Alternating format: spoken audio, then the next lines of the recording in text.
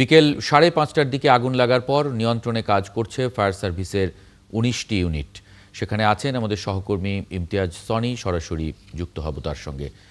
ইমতিয়াজ, আগুন নেভাতে এত সময় লাগছে কেন একটু জানাবেন, এবং এই মুহূর্তের পরিস্থিতিটা জানতে চাই, ক্ষয়ক্ষতি সম্পর্কে কোনো ধারণা পাওয়া গেল কিনা?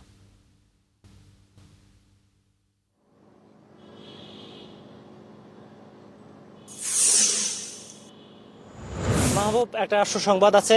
ইতিমধ্যে ফায়ার সার্ভিস সূত্র থেকে আমাদেরকে জানিয়েছেন রাত 10:30টার দিকে কিন্তু করাইল বস্তির আগুন নিয়ন্ত্রণে এসেছে।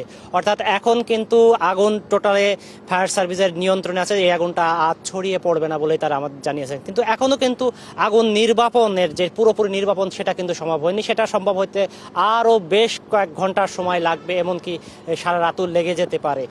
তো ফায়ার সার্ভিসের এই যে আগুন, সেই আগুনটা আসলে এই দীর্ঘ প্রায় 5 থেকে 6.5 ঘন্টা লাগার অন্যতম কারণ হচ্ছে মূলত যেই যাতায়াত ব্যবস্থা। অর্থাৎ এই বস্তিতে আগুন লাগার পরপরই ফায়ার সার্ভিসের কিন্তু একাধিক ইউনিট কিন্তু এখানে আসে, এবং সর্বশেষ পর্যন্ত 19টি ইউনিট কিন্তু দীর্ঘ 5 ঘন্টা 5.5 ঘন্টা আপ্রাণ প্রচেষ্টা চালিয়ে কিন্তু আগুনটা নিয়ন্ত্রণে এসেছে।